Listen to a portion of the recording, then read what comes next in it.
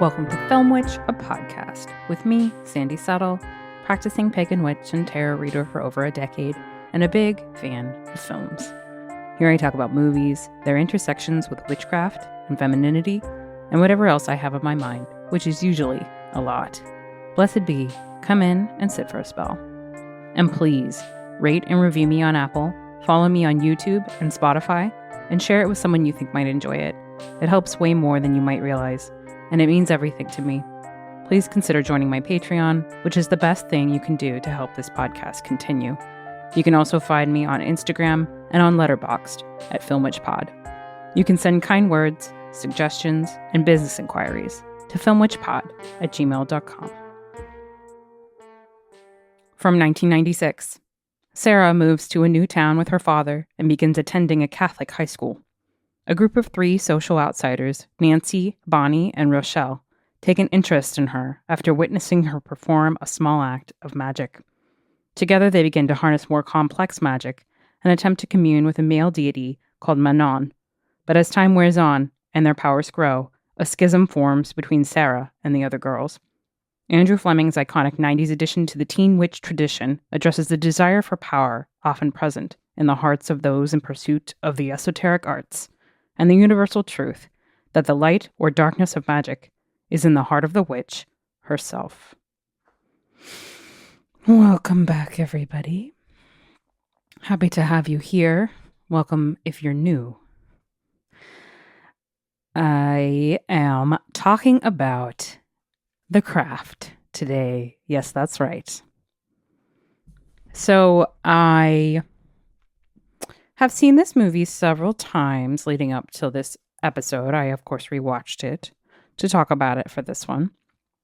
I kind of, on one hand, I do enjoy this film.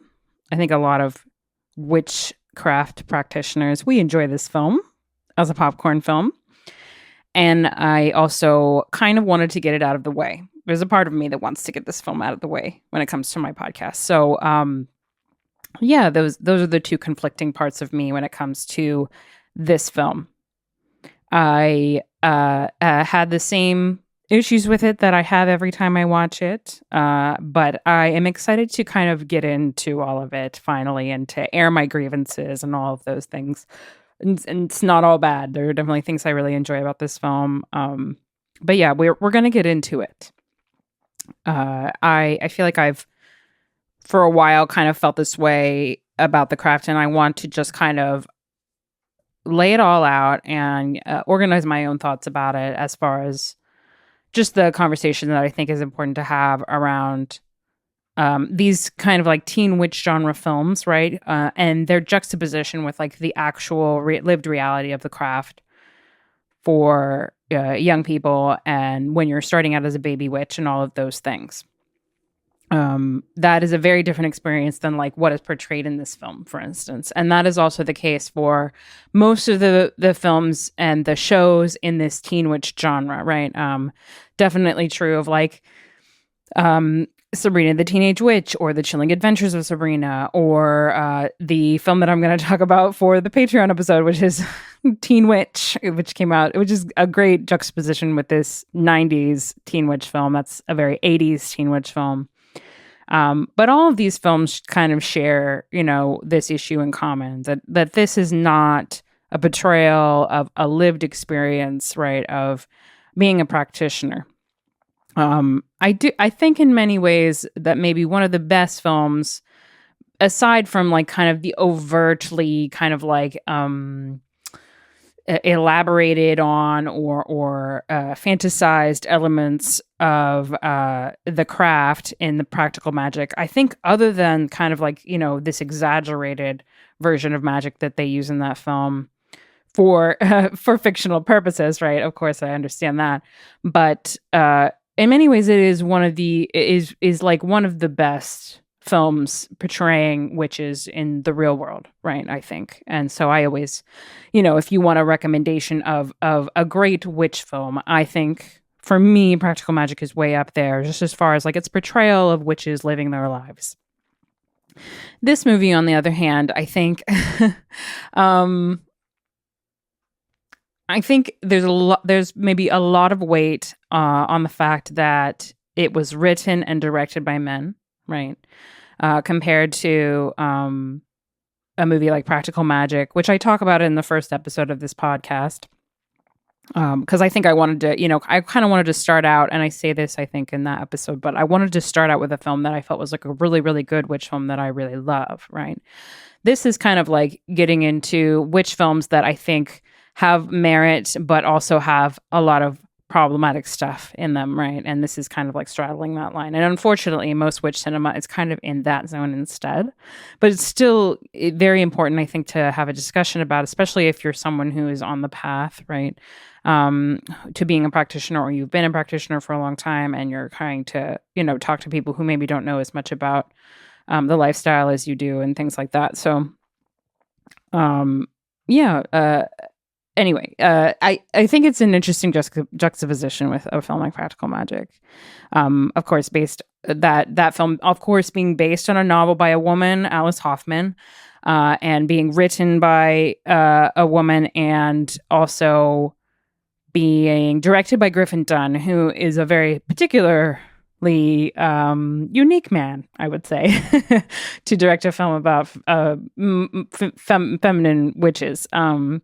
Just having been kind of in close proximity to his aunt Joan Didion, and being very close friends with women such as Carrie Fisher and things like that. So I think it has a really, really strong effect, I think, on how one chooses to portray women and how one chooses to portray girls, right? Because these are girls in this film. These are not women. These are teenage girls. So that being said, so one of the first things that I really enjoyed about some of the promotional stuff that I watched, the behind the scenes clips that I watched, and this is something that I have known for quite a while, that Fairuza Balk is the only one out of the girls who has long been kind of like rumored to be in the life, rumored to be into, having maybe in the past been into the craft and kind of moved a little bit away from it into her adulthood. But I remember there's this clip that I watched of like Rachel True talking about like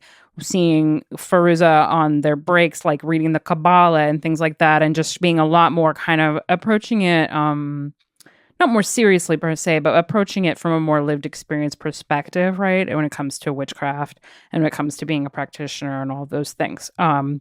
And that all the other girls could kind of see that this was something that Fairuza had a little bit more of a background in, or a little bit more of a lived experience, or a little bit more of an interest in, in a sort of a legitimate sense, right?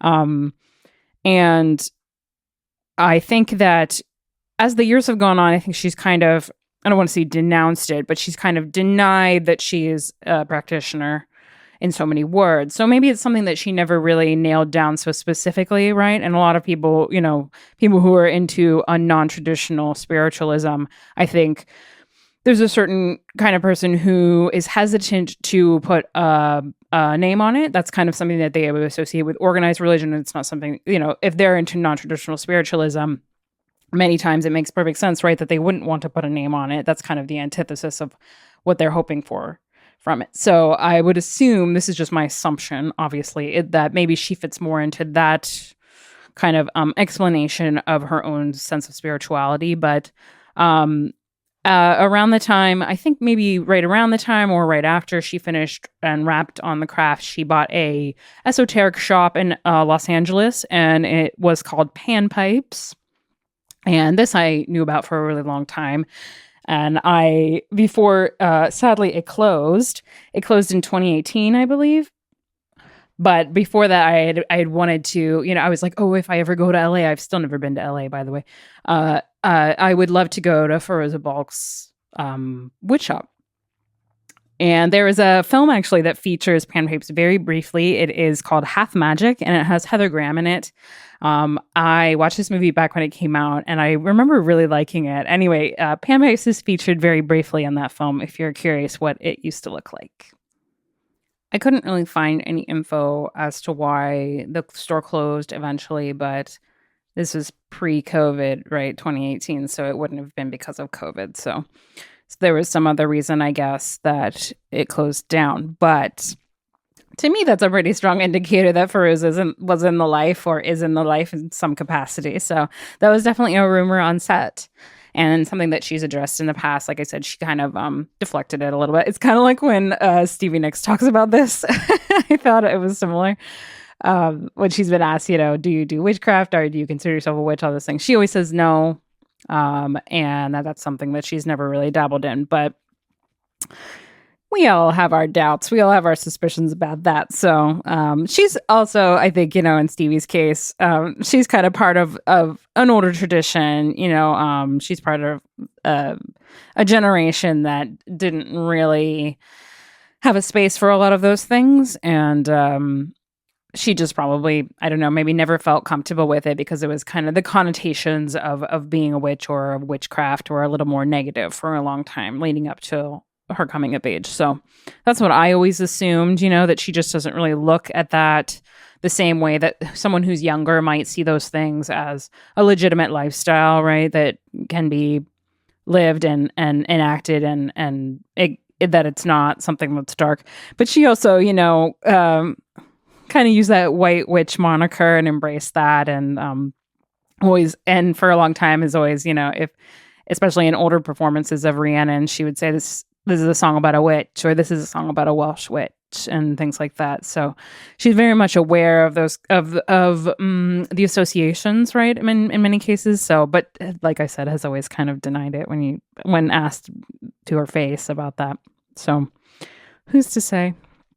I don't have super strong feelings about Neve Campbell's character in this film, so I'm probably not going to talk about her a whole lot. I believe Robin Tunney originally auditioned for Bonnie, Neve Campbell's character, and then they ended up giving her the role of Sarah instead. I am going to say this because this is how I feel. I think that Robin Tunney is miscast in this film. I think I don't think she's a bad actress or anything. I really like her in Empire Records, for instance, but I don't something about it doesn't gel for me when I watch this film, and I kind of feel this way every single time.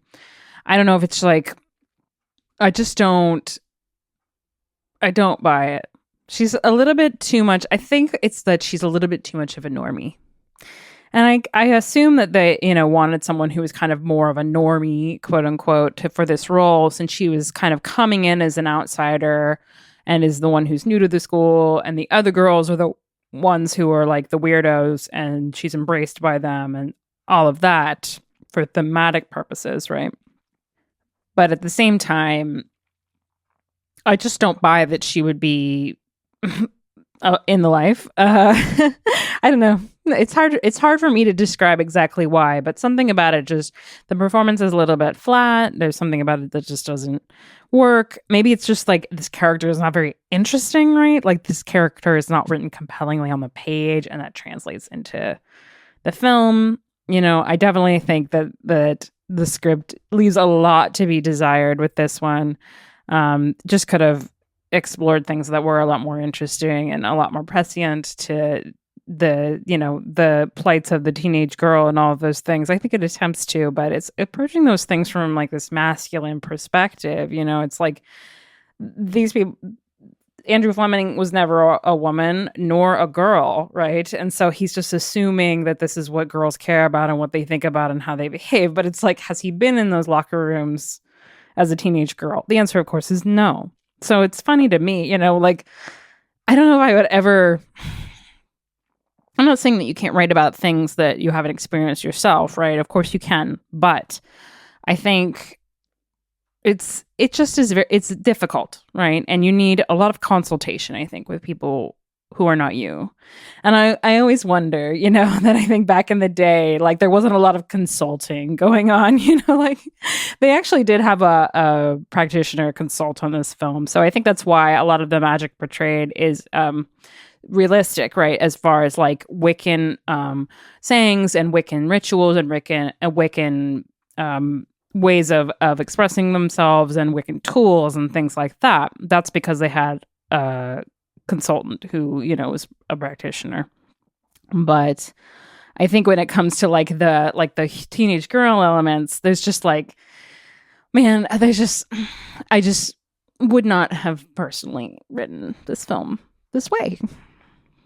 It's not what I would have chosen to do. I think there's a lot of potential here, and maybe that's why it just feels so disappointing when you actually watch it, right? There's just like, and this goes for the more recent sequel, I would loosely call it that came out a few years ago, called The Craft Legacy. That movie was originally supposed to be directed by Lee Janiak, who made the Fear Street trilogy that is so good, and made a little indie horror film before that I love called Honeymoon. Highly recommend that film. Yeah, I was so excited when I heard that, and then she dropped off for some reason, probably to do Fear Street, honestly, which is not a bad thing, but I just wish, she had also been able to do this Craft sequel that they released that is just really bad. So yeah, I don't know. There's like some kind of Craft curse or something where like things are just not what they should be, or what you feel like they could be, perhaps.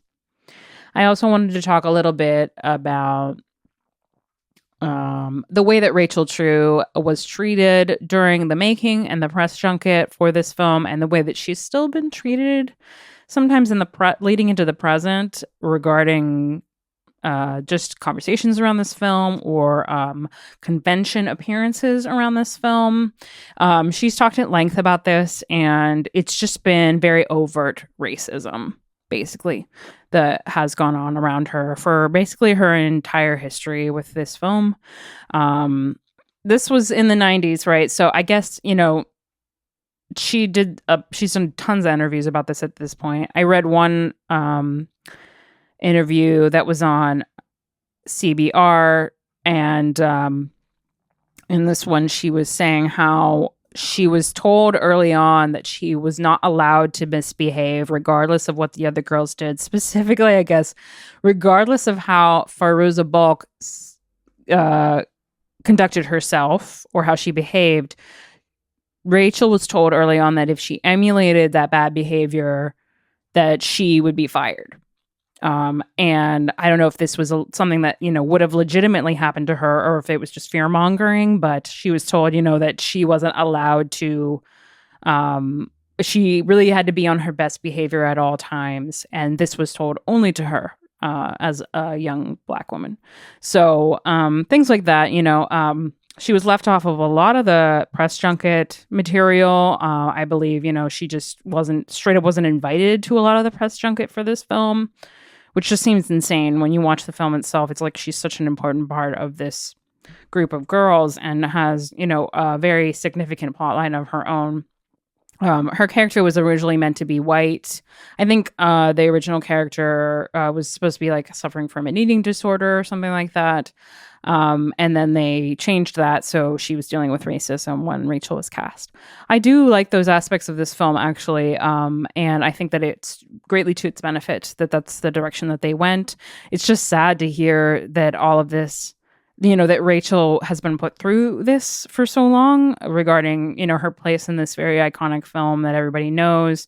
It's just crazy to me that like still she's talked about like, not being invited to conventions, but the other three actresses being invited to them to talk about the craft and things like that. And it's just like, that's insane to me, that leading up till 2025 when I'm recording this, that this is still happening to her, and it's just like indicative of how much work we all still have to do when it comes to inclusivity and racism just being an absolute scourge on everything. So yeah, I hate that about the legacy of this film, that like it's tainted not only by its own shortcomings, but by kind of failing Rachel True so deeply. And it just makes me really sad, honestly. I guess she said that at some point on the set, the other girls kind of brushed off her concerns about this and kind of were like, oh, we're just like, we've had more experience than you have had, and more, she said, more famous than you are, right? And I think we all know that that couldn't have been, what was going on, that they were all kind of in the same boat as far as like notoriety and things like that. Like maybe Fairuza Balk known a little bit more. Neve Campbell had not done Scream yet, so she had really only been in like Party of Five. So she wasn't that big yet. And yeah, I think we can all agree that it was just it's just plain racism towards Rachel True, which just sucks. Absolutely sucks. I was admiring the set design for this film while I was watching it. I thought that a lot of it was quite good.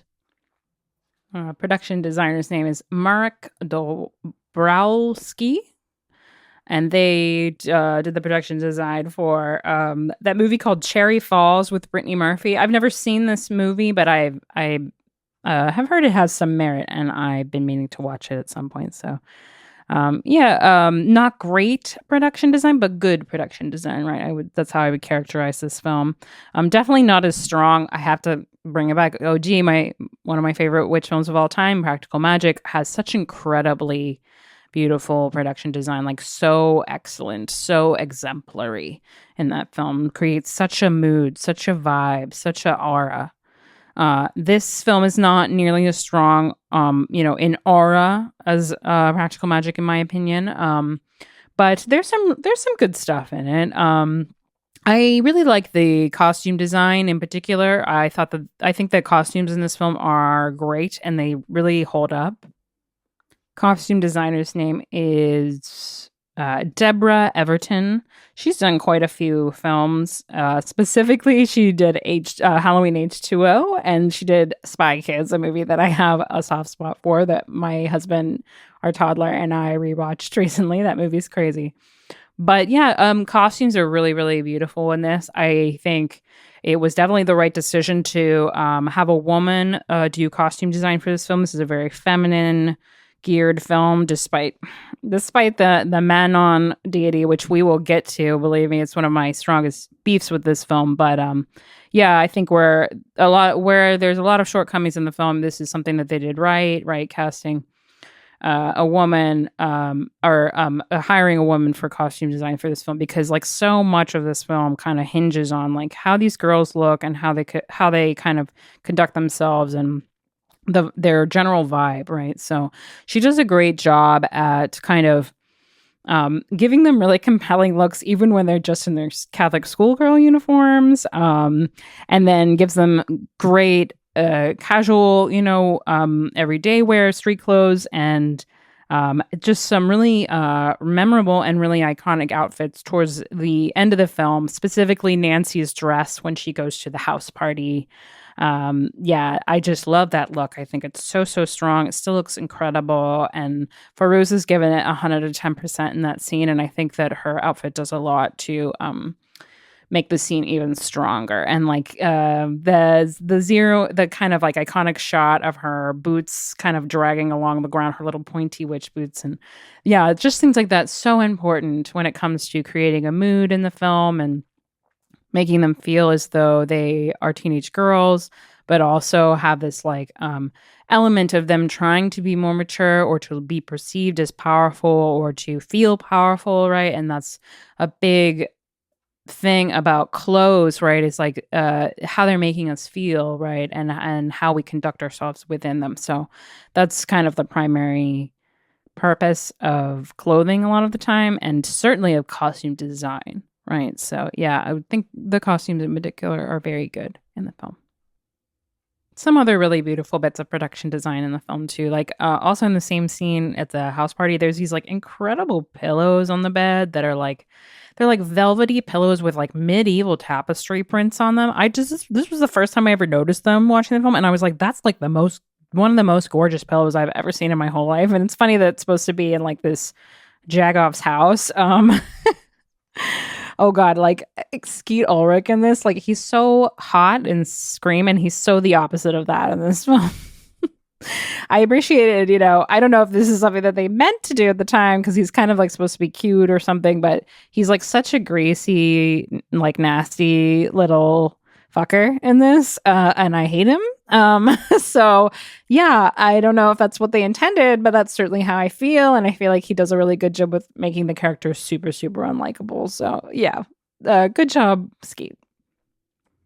In any case, some other really beautiful scenes of production design, like the opener with all of the witchy things all over the table, and they're kind of with their hands, and the witchy shop. It's kind of like a new age shop more than a witch shop, I would say. Like the lady in charge of it seems like she's more of like a Buddhist tradition, or she's like really into yoga or something. She doesn't have super strong like witch energy specifically, but she definitely seems like she's into alternative spiritualism at least. So that's cool.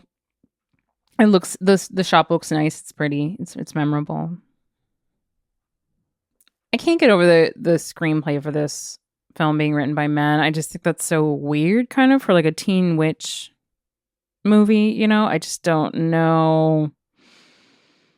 I don't know how I feel about that. Like men writing about teenage girls. That's what kind of gives me pause, right? Like that's where I'm like, meh. Like you would not be my first choice to tell that story. Like that's just, I think it's kind of like would women be the first choice to tell a story about teenage boys? Like I don't know. Like are we are we necessarily the authority on that? It's like, well, on one hand, like women are usually end up being caregivers. So like in some ways I wonder if women do have more experience with teenage boys because we just end up taking care of like children more and things like that. But it's an interesting conversation. I'm open to being convinced that's a good idea in some way. So, I mean, if you have a strong argument as to why you think men can write teenage girls, then like go ahead, like levy it at me. But like, I don't know, it's gonna be hard to convince me that would be that's ever a good idea. I just don't really buy it. Yeah. Anyway, what I was saying before about Skeet Ulrich in this film, I in my notes I wrote, amazing what a little change of hair can do. That like he's just like so kind of like greasy and yucky in this, and he just acts like such a nasty little asshole. And in Scream, he of course is a psycho, but I mean he's just like a really hot psycho in that film. So what can I say? He had a major glow up between these two films.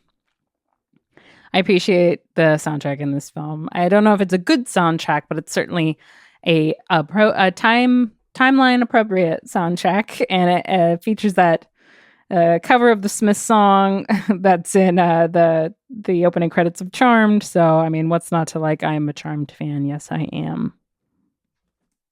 All right, so this is my primary beef with The Craft. As an actual portrayal of practitioners, I think that this film is extremely confused.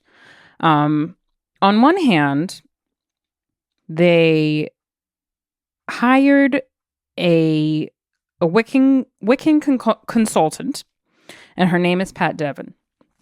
She is or was, I could not confirm as far as where she stands in the present, but at the time she was part of a Dianic separatist tradition of Wicca, right? So it's primarily her allegiance, I would assume, is to Diana or Artemis, as she's known from Greek and Roman mythology, a solitary feminine deity, right? Famous specifically for never having married or lost her virginity, right? This is a maiden goddess figure, right? And very, very different from the origins of Wiccan as an organized tradition by a man named Gerald Gardner, right? So the consultant that they hired, already an interesting choice, right? I think I'm not saying that you can't be part of a Wiccan separatist tradition, right? And still adhere to a lot of Wiccan dogma and the organized kind of structures of Wicca, right? I incorporate some aspects of Wicca in my own practice. I say blessed be. I observe Sabbats. Those are things that were kind of organized in the modern world by Gerald Gardner. So do I think that all things about Wicca should be discarded? Absolutely not. I think a lot of it is wonderful.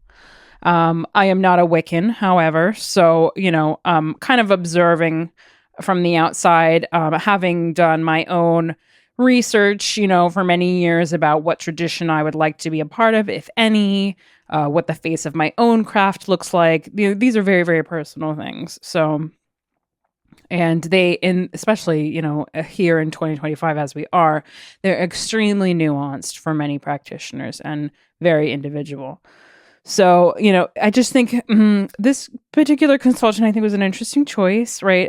If you're going to bring in somebody who is part of a Wiccan tradition, you're going to have heavy elements of Wicca in the portrayal of your practitioners, right? Not a bad thing. In fact, many would say expected in this time period. In 1996, Wicca was all the rage. I'm sure even more so after this film came out, right?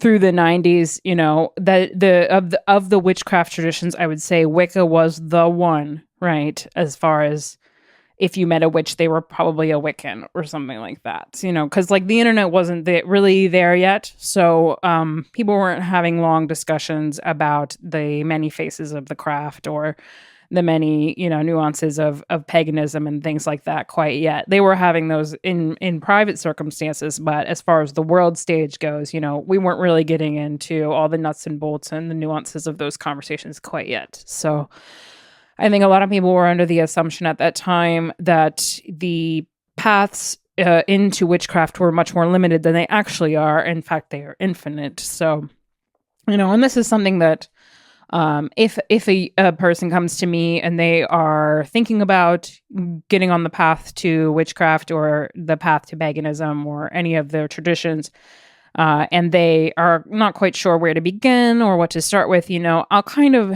as far as my own advisement goes, it's always the same. It's, I can give you some recommendations of books to read. I can give you some recommendations of places to do some research, right?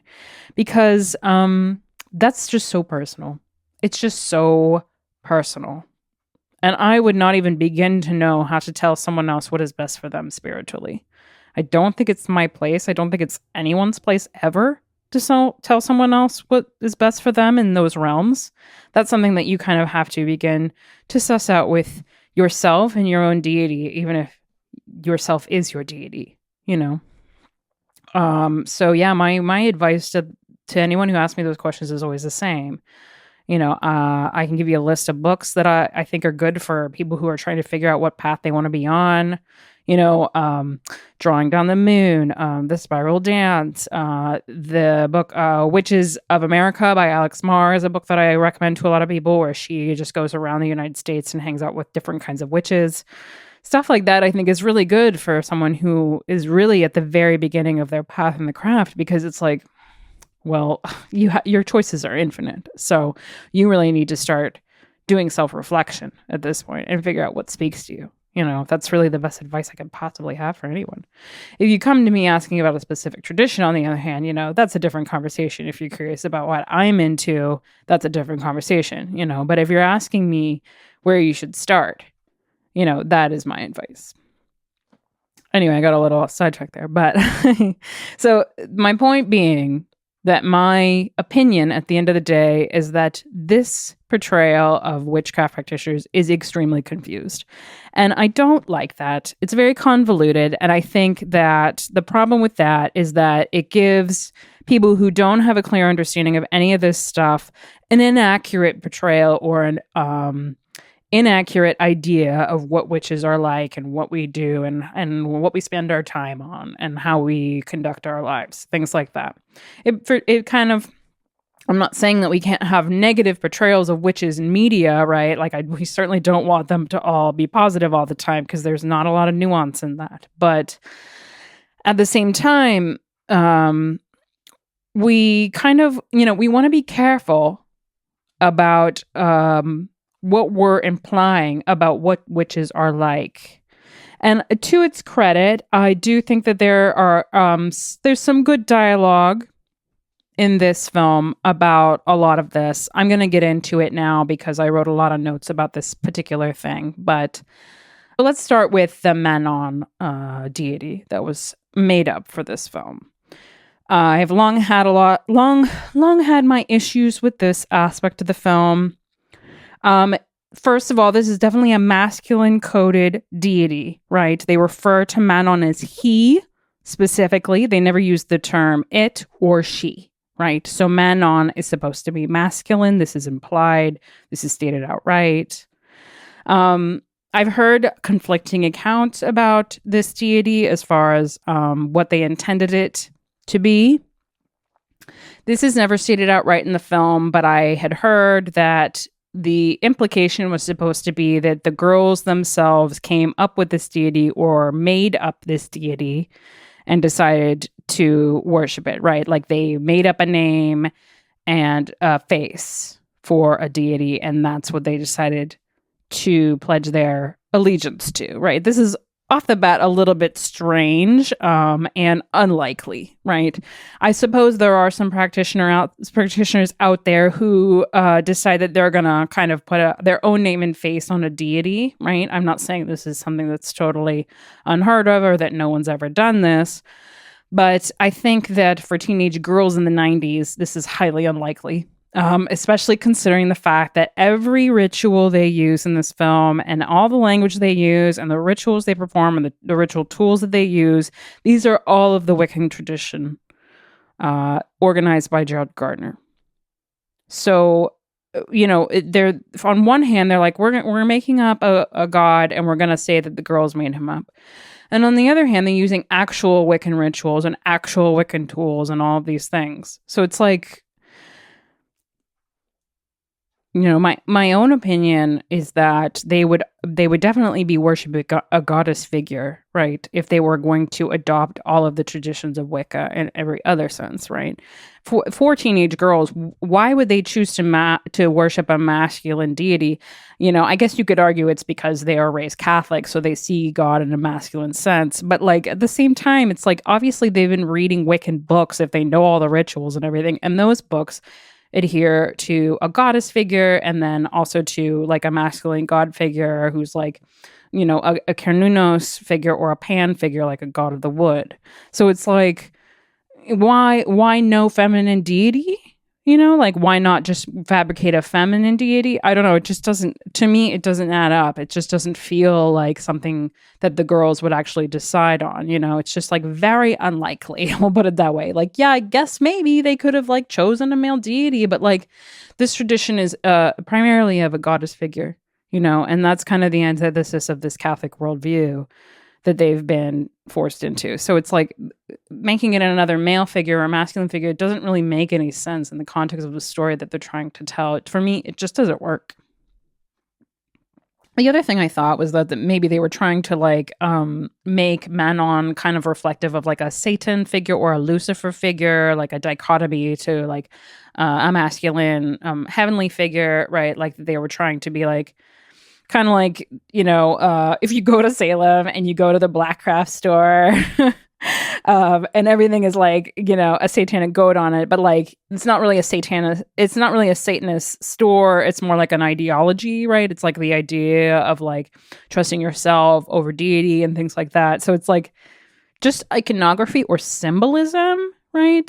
So I thought that could be true. I didn't find anything, from Fleming or anybody else to back this up, but from my own ruminations, I was kind of like, maybe they just kind of wanted like kind of a dark masculine figure to juxtapose this like white masculine figure in like a Catholic godhead. So could be it. I mean, it invokes kind of like a Salem witch trials kind of energy, like kind of like Black Phillip and Robert Eggers' film and all of that. But I mean, his film is much better done than this. So it's like, if that's what they intended, it's all very confused and it's very muddled and it's convoluted. So it's like, it's just not particularly well done. So if that was the case, I appreciate the effort, but I would also say the addendum is a lot more effort could have been put forth to make these themes a little bit stronger. I have an interesting quote here from Pat Devin that I wanted to read. I thought it was really interesting when I was reading about, this Manon figure and their the psychology behind why they chose to portray this way. They said, "It's a motion picture, it's not a documentary. And I did what I could from my end, keeping in mind that the movie deals with 4 young women who begin to play with magic and essentially create their own deity. They are not practicing the religion of Wicca. It's sort of girls just want to have fun. Girls just want to play with magic. This is very common with young women and probably has been since there have been young women. It's like if I light a red candle, will he love me? That kind of folk magic. Some of the practices that are shown in the movie are actually in that sense fairly authentic, and I created some reasonable sounding chants." I also wanted to read another excerpt that I found that I thought was very interesting. So I guess at some point, Robin Tunney said to Devin, "I notice we don't talk about the goddess in this script at all." And then Devin said, a major aspect of the religion of Wicca is, of course, the focus on the goddess. But in the movie, the girls have created their own deity who they call Manon. And then Devin here brings up the film Manon of the Spring, which is like, I guess is a Swedish film, and this is the name of the girl in the film, I believe. And then Devin says, I kept joking that they were invoking the spirit of a vengeful blonde French girl. It turned out the screenwriter got the name from that movie. So I guess Fleming got this name Manon from this Swedish film. But in the film, it's actually also a feminine figure. So I thought that was interesting. We intentionally decided to stay away from what I would call a real deity like Kali or Hecate because I did not feel that it was appropriate to invoke a potentially living deity for the amusement of the masses. Okay, so this I'm not against. I'm not against fabricating a name for a deity, right? I think it's very strange, that I still think it's very strange. I still don't see the justification for making this deity a masculine deity. To me, it still doesn't work. I still don't understand why everything was tied so closely to Wiccan, things. And maybe it's because this consultant, like I said, was of this kind of Dianic separatist strain of Wicca. And so that's kind of like where she approaches her own craft from. And so inevitably that seeped into so many elements of the ritual portrayed in the film and things like that. It's just like, why use those specifically? And why use as above, so below? Why use calling the corners? Why use, using an athame and these things used in Wiccan ritual? Like, why have those things? And then also say that you don't want to invoke a real deity. It's like you're using real ritual and then you change the deity. It's like, maybe just change all of it at that point, or maybe just like really, really loosely, To me, it's like on one hand, Devin is saying that she wanted it to be like girls just playing, right? But on the other hand, it's like these girls like seem like they've read books and they've read these rituals and they're not making it up. These are chants that they have read in another place and they are using it because they read it in a witchcraft book, right? So it's not as simple as lighting a candle and saying, "Will he love me?" Or picking the petals off of a flower and wishing really hard and trying to manifest. It's like, I just think that like that's kind of a half-assed reply. to be 100% frank, like it's kind of a half-assed explanation of what they were doing with this film. In the end, it's just like the whole thing is just kind of a hot mess. As far as like the betrayal of witchcraft and like this is fabricated deity and all, and like why make it a man? Like why make it mask deity? Like there's just 4 girls. Like they would probably be talking to a goddess. And even Robin Tunney brought this up because it seemed like she was confused by this. Where she was like, why don't we bring up goddess at all?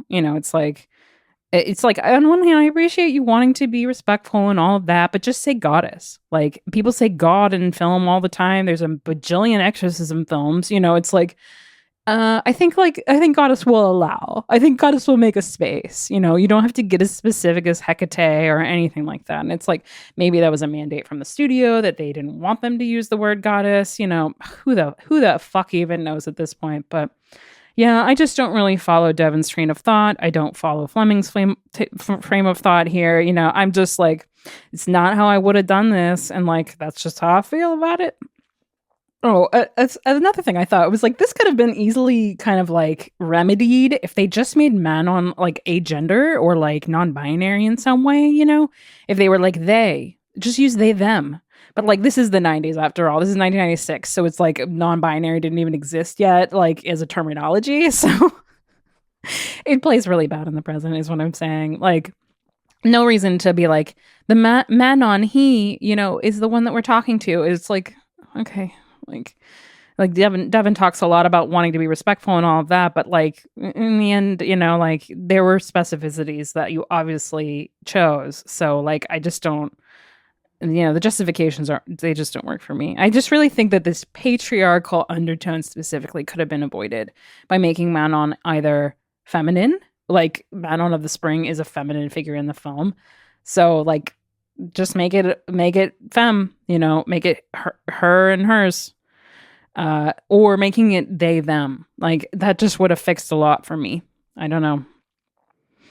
In any case, that's kind of where I stand with that. I mean, I'm behind, this quote from Devon about wanting to be respectful and not invoke specific deities who don't appreciate it. But like, I just think there were a lot of ways that it could have been avoided, and just also could have been a little tighter and more well thought out and more well rounded and all of those things. I was laughing so much at that line from Rachel True in this movie where she's just like, I told her, "You're white, honey. Just deal with it." When Nancy is like sad about being white trash or whatever Michelle, her character, says. I was just laughing at that so much because like that Rachel True probably just came up with that herself and they okayed it. Like that obviously was not in the script. There's wonderful stuff in this film from Rachel True that I think is just really elevates the material a lot, and it's so sad to me to hear about the way that she was treated. Like she's just like one of the best aspects of this film. So like it's ridiculous that she was ever treated in that fashion, and still to this day is excluded from events and things like that. So, okay, so let's talk about something that I like in the film, and it's this quote from that. I can't remember her name. She has kind of a funny name. The lady who runs the esoteric shop. This kind of Buddhist lady. Or whatever she's supposed to be. This New Age lady. So the quote that she says is this: "True magic is neither black nor white. It's both because nature is both, loving and cruel all at the same time. The only good or bad is in the heart of the witch. Life keeps a balance on its own." This is legitimate. I really like this part of the film, and I like this explanation of magic itself, that magic itself is not limited to the parameters of white and black or good and bad. The Freudian slip. Good and white. That magic is not limited to these human kind of morality parameters, and it is up to the practitioner to usher the energy to where it needs to be or where they intend for it to be. So I like this part. It seems like probably Devon, had a strong hand in describing magic this way, and I think that it's one of the bright spots in its portrayal of practitioners and of magic in the film. So yeah, legit, great little soundbite, great bit of writing. If that came from Fleming, bravo, good for you. But I'm pretty sure it was probably from Devon. Oh. There's like this part in the film where like there's this claim of like the girls never having heard of the rule of three, like 3 times 3, and like what you will comes back onto you and things like that. Like that to me was bananas, because like they're using like as above so below and phrases like that, and yet they've never heard of the rule of 3. I was like, clearly they bought some Wiccan books or they stole some Wiccan books and they read them. Like you can't. They just do so much picking and choosing in this film where like they're like, this, we're going to cherry pick this, we're going to cherry pick this, and then they just discard everything else and like make everything so unbelievable. I find this so hard to believe that they had never heard of the rule of 3. I was like, this is in the most basic like witchcraft and or most basic Wiccan book. Like if you go on TikTok and look at their witch talk books, like every single one of them is going to bring up the rule of 3. Like it's not like a terribly advanced concept, like it's baseline. So I was just like, why do we need like why just be like, oh, we read about that in a book? It's so easy to just like make a point about it and move on. Okay, one of my last points about this film, I'm not actually against the girls leaning into these sort of like shadow work impulses, right? I know a lot of people don't like this aspect of this film. I'm not against it per se, like the girls kind of turning into baddies at the end, right? At least 3 of them. I think that it's a pretty good portrayal of like the way that teenagers operate. So that's kind of like how I feel about that conceptually. On the other hand, I think that it's pretty lazily done. And that, honestly, a lot of the third act, in my opinion, it just completely comes apart under the strain of like, just like not great writing and like not great staging for the scenes and all of this stuff. Like, I definitely agree with the criticism that this kind of plays into this negative idea that witches are inherently malignant, or that women just can't control themselves, things like that. but at the same time, I'm not for, like, I don't want witches to always be portrayed as like good people or as only doing white magic and things like that. Like, I think we all certainly should want nuance in our characters and all those things. And I do think on one hand, this is a pretty accurate portrayal of what would happen to teenage girls who got too much power. Like any young person, regardless of gender association or anything like that, that at that age, your brain's just not even fully formed yet. So you're not going to do things that are rational. So in that way, I do think that it's a good concept and a good idea.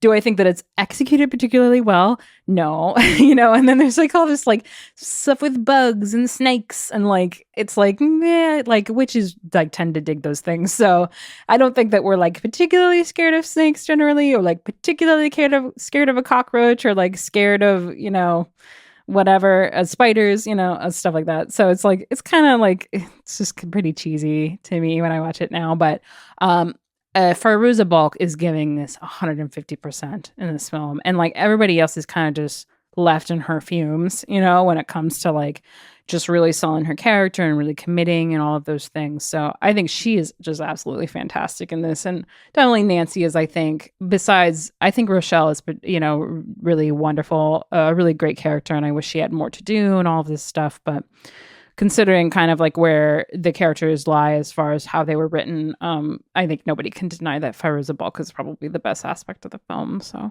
and definitely in those final scenes as well. Oh, I did want to say that I forgot about the attempted rape scene in this film. Yeah, this Chris character that Skeet Ulrich plays, there's like this very brief kind of attempted rape scene with Robin Tunney, and I think I like blocked this out or something, but I think that cautioning against doing love spells is actually a really good thing about the film. I'm always kind of for cautioning against those kinds of spells. Anything here's how I would describe love spells and similar kinds of spells like that. This is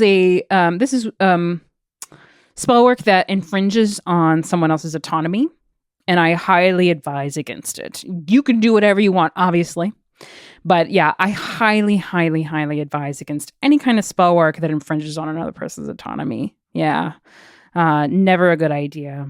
Even if they deserve it, I would still personally steer clear of that. You're going to do whatever you want, and Godspeed to you, my friend. But, yeah, I just, I think, if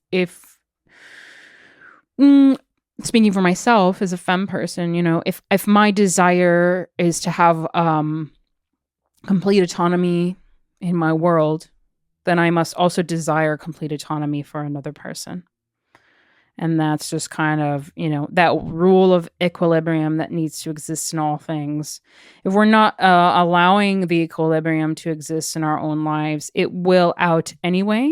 It will find its own way to bring a balance back into things. That's kind of the nature of the universe, right? Is to do whatever it needs to achieve a balance. So if you're living, such as now, in an extremely unbalanced time, it's the universe's way of bringing things back into equilibrium that perhaps we're getting out of balance in the minds and hearts of people. And so, my caution would be, this is the reason that we don't, this is the reason that love spells are often advised against, right? Because you can't change someone else's mind or someone else's heart. These are things that are under their sway alone. So if we decide that that's somehow in our jurisdiction, the universe is going to find a way to balance it back out again, is all I can say. So yeah, don't infringe on other people's autonomy. And yeah, there's a kind of nasty little scene of attempted rape in this film, so there's that. Don't love that. Apparently, last little tidbit I'm going to share with this film. Apparently, they did whatever they could to stick within the guidelines for PG-13 as far as the ratings system goes for the MPAA. This is the Motion Picture Association of America, if you're not aware. And they do the ratings for films that are released in the States. The film was still rated R, as some of you may know, and their reasoning was because it's, quote, teenage girls doing witchcraft. So I guess that means that Chilling Adventures of Sabrina would be rated R if it was given a rating by the MPAA, and all other similar films. Never forget how dangerous we are to the white heteronormative patriarchy, kids. Never forget. So, as ever, at the end of the episode, I am going to share a spell with y'all that pertains in some way to the film that we discussed. And this spell I've entitled To Find One's Own Benevolent Companions. I think that the film focuses a lot on kind of this negativity that builds between these young girls because of their misuse of their craft, which, like I stated, I am not inherently against. Conceptually, I think it's rich. I just think it's executed poorly. For my own part, I kind of want to do the inverse of that. I think when you're young, what you long for so sincerely is legitimate friends, people who truly accept and understand you. And it's so hard to find that at a young age. But I think a little bit of spell work like this can definitely help. And so this spell is more of a meditation, and it involves dream work and astral travel work. So I would say, first off, get a rose quartz or a citrine or an amethyst. These are 3 of my favorite stones ever. You can also get all 3 if, like me, you have lots of crystals laying around the house. But yeah, just one of them. If you only have one, that's awesome. A lot of times rose quartz signifies passion or love. I think it can also, in my view, it can also symbolize platonic love. It can symbolize any kind of love. In this case, we're kind of gearing it more towards a platonic friendship love. In ancient Greece, they called this kind of love philia, which is the love between you and your bosom companions. So that's kind of that's the energy we're gearing this spell towards. If you want to do eros, you can do that too, that more like romantic love. If that's what you're searching for, you can, I would say, maybe choose the rose quartz or like a carnelian stone, something that's really strongly associated with passionate love. But that's really up to you. But yeah, I've tailored this spell to kind of be about philia. So you do it that way you will, and you kind of change it up if you need to do that. I would say meditate with the stones in your hands, or you can just like put them on a table and place your hands on top of them for at least 10 minutes. And do this right before you go to sleep, or like within the half hour before you go to sleep. I'm going to give you an option of an affirmation that you can use, and you can modify this as needed, or you can do no affirmation, or you can come up with your own affirmation. All of that is totally awesome. And this is what I can recommend one to you here. Help me find my genuine companions, friend or lover. Help me discern clearly who means well and who I can give affection in turn. Help me see them with clear eyes. And you can repeat these affirmations to yourself several times. That's usually recommended for affirmations, even if it's just, repeating them internally. So another tool that I would say you need for this is some kind of dream journal. This can even just literally be a sheet of paper with something to write with that you place beside your bed. It can be a notebook or something too, but just something to write on. It doesn't matter what it is. So when you wake up in the morning after you sleep, immediately write down anything you can remember about your dreams. And I would say repeat this for a week. And you could do it for longer if you need to. If you feel like you haven't really gotten anything, much in that week, I would say you can do it for 2 weeks. You can do it for a month. Like however long you feel like you want to do this until you start getting something that feels significant to you. I definitely went through a period. I remember when I was having a really difficult time a few years ago where I was writing down all of my dreams in a dream notebook every morning for like a month. So yeah, you are the best gauge of how long you should do this. But definitely, especially try to write down encounters that you have with people in your dreams. Specifically if they're people you don't recognize, if they are strangers to you in the context of the dream, and try to remember how they look and write down indicators about how they look. I had an experience that is related to this spell. Around that time where I was writing my dreams down regularly, I had a dream where I met a little girl.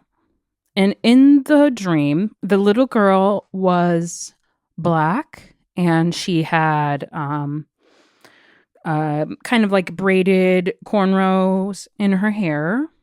And she was wearing a dress. I don't remember what color it was in the dream, but it was like this. I met this little black girl, right? And I remember thinking in the dream, I thought, I don't know her. I don't know her, but she's my friend. Or she's my neighbor. I think it was, she's my neighbor. Something like that. I don't know her, but she's my neighbor. And in the dream, she held something out to me in her hands. At first, I thought it was a bird, and it kept changing shape. It was like a bird, and then it was a shell, and then it was something else, like a bubble. And I knew that what she was holding out to me, that the object was not important, but it was the energy of the thing that she was offering me, right? She was offering me affection. She was offering me friendship. And I woke up from the dream, I remember, and I was like, I don't really understand that dream. I don't really know what that was about. I didn't recognize that child, I didn't recognize really like what the object was supposed to be. And a few weeks after I had this dream, I met my friend Monica for the first time. She started working at the cafe where I had worked for several years. And I remember, we had been getting to know each other and we were becoming friends. And at one point, I remember I can't remember the context, why she showed me this picture, but I remember at some point she showed me a picture of herself when she was little, when she was a little girl. And I remember I said to her, I had a dream about you and you looked like this. You looked like this version of yourself when you were a little girl. And I remember it was so like earth-shattering to me when I had this experience, because I realized that, maybe not always, but sometimes dreams have this power, this power of prophecy or this power of revelation at certain times in your life, especially if you're meditating on it, especially if you're kind of like doing this with intention, right? It can really bring forth unexpected answers or unexpected clarity. And usually, you're going to find these things out in retrospect. Like, you might meet somebody new in your life after you've been doing this for a month, and then you look back on your journal and you realize that this person is somebody you already met in the dream, So, it's hard to say what kind of experience you might have personally when you do this, but all I can say is that I have had a personal experience regarding this kind of spell work, and I know that it can work. So, yeah. I think it's best in the end that rather than kind of looking out suspiciously for those who wish us harm, maybe the better approach and the better mindset is to look for the goodness in other people and to recognize it when it's chancing your way and being directed towards you, that goodwill. And on that note, as above, so below, and peace out. Until next time. This podcast is produced by David Settle. He also made the music.